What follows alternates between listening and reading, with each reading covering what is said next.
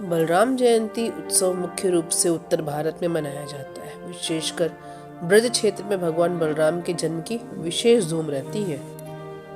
बलराम जयंती का व्रत रखने के लिए भक्तजन निर्जला या फलाहार व्रत रखते हैं। इस दिन व्रत रखने से जीवन में बल और धैर्य की प्राप्ति होती है।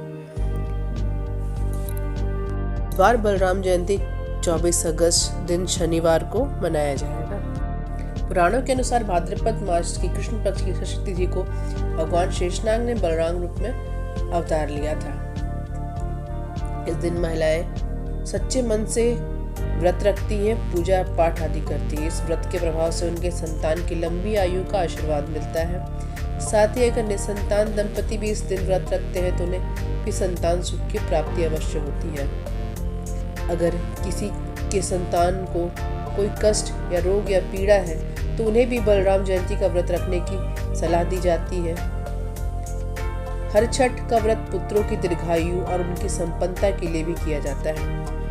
ऐसा भी माना जाता है कि अगर माताएं इस व्रत को रखें तो उनके पुत्र पर आने वाले जितने भी भविष्य में संकट है वो सारे के सारे दूर हो जाएंगे। सदियों में बच्चों की छठी बनाने की बड़ी ही प्राचीन मान्यता चली आ रही है।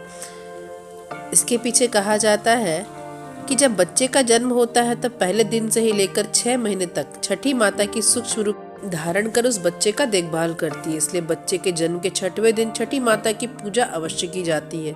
साथ ही कई स्थानों पर भाद्रपद कृष्ण षष्ठी को माता षष्ठी के व्रत उपासना के विधान से भी पूर्ण किया जाता है।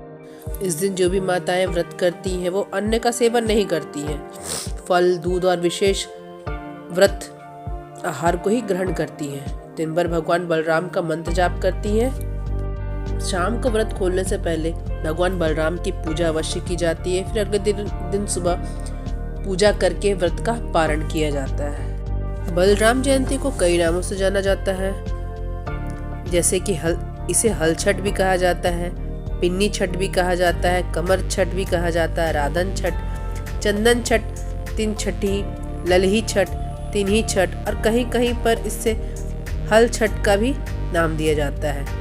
ये दिन भगवान श्री कृष्ण के बड़े भाई बलराम जी के जन्मोत्सव के रूप में मनाया जाता है। बलराम जयंती के दिन शक्ति, बल और धर्म का प्रतीक माना जाता है। बलराम की पूजा अर्चना करने का बहुत ही अद्वितीय फल प्राप्त होता है मनुष्यों को।